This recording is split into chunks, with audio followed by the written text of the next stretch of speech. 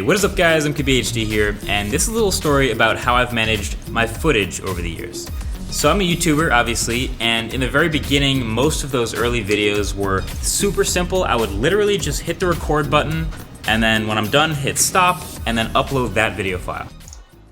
Alright, welcome to my first video. There was no editing, no extra files, none of that. I could just keep the file in a folder on my desktop, a couple of megabytes, upload it to YouTube, and then share it with the world. And then it got a little more intricate. I got a camera, I got editing software, and I started actually stitching together a bunch of different clips, and then I uploaded that final video file to YouTube, and then I just deleted all the raw footage. And all the way up to the beginning of last year, through all the camera upgrades and all the evolution of how I made videos, I've always put everything together, uploaded the final video, then deleted the footage, just keeping the final video file. And that was actually fine because anytime I needed to go back and get some previous footage, I could just grab it from that final video file, and that was fine with me. But now it's 2017, and we're not just shooting 1080p and 4K video files anymore, we're shooting 5K, 6K, 8K video files to the point where if I want to go back and use them, I'm not getting the full quality out of it. So if I want to go back and use clips from older videos, I'm grabbing a 4K version of something that was originally shot in raw 8K, which isn't the end of the world or anything, but imagine in a couple of years having the full 8K clips would be able to breathe new life into them on new platforms. So late last year in 2016, I decided I'm not going to delete all the raw video files anymore. I'm going to keep everything, or everything that's useful. So all the high resolution videos, everything so that it can be manipulated again and shared later without losing any quality. And to do that, I would need a lot of storage. The average 1 minute 8K video file coming off this helium sensor at 8:1 compression is about, depending on what's in it, about 10 to 12 or 15 gigs. So to put it in perspective, that KC studio tour, that video shoot we did, all of the videos we got totaled about 1 terabyte. I understand it's completely overkill for YouTube in 2017, but again, think of YouTube in 2025, 2030. So a couple months ago, I got this thing. This is the Promise Pegasus 2. It's a 48 terabyte Thunderbolt 3 RAID array. And I started keeping all of the original footage and media on this along with the final video file for every project. And to me, and a lot of people I'm sure, that's a perfectly good solution for a long time. Huge amount of storage, locally attached, fast, really quiet, sits right on your desk. You can edit off it, it's great.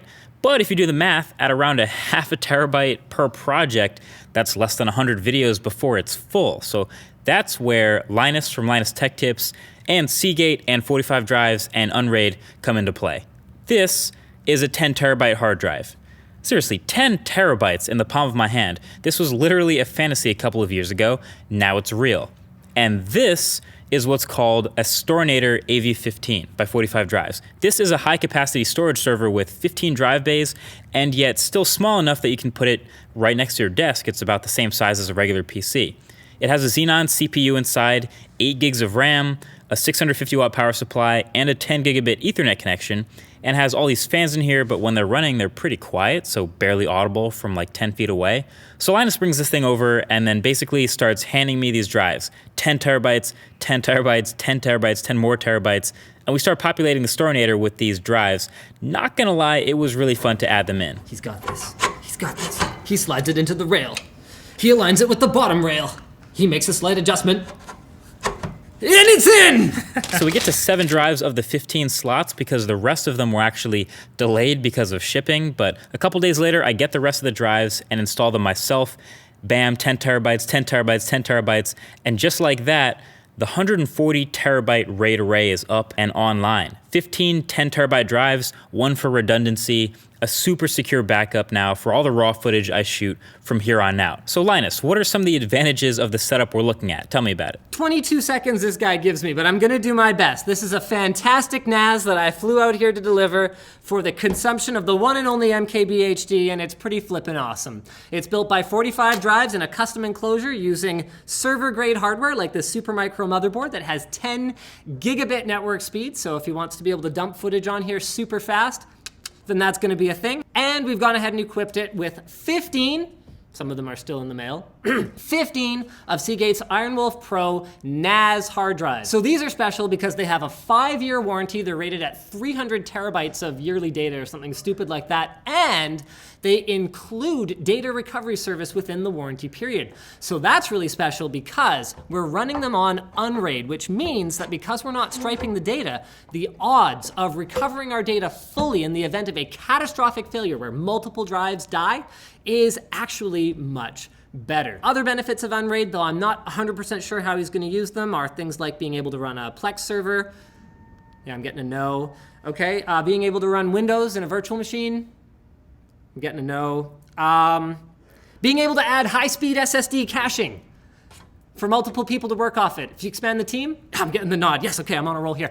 How about choosing things to back up to cloud storage, like Dropbox? Getting the nod, yes, okay. So it can do all that crap. So this is pretty much the only way to have more than 100 terabytes of storage easily accessible in one place, at least right now with current drive densities. Maybe that'll change in a couple years. Maybe we'll have some crazy 50 terabyte SD cards or something like that. But until then, this is what that looks like, and I think it'll be a pretty fresh start for starting to keep everything. Combine that with the pretty fresh looking front plate from 45 drives and the sweet little chassis we have it in, the airy server case. I think that's a pretty solid start as a little piece in the studio too. So that's pretty much it. Thank you for watching. I hope you enjoyed. Maybe you learned something. There'll be links in the description below if you have any questions about any of this stuff.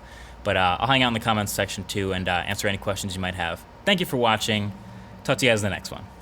Peace.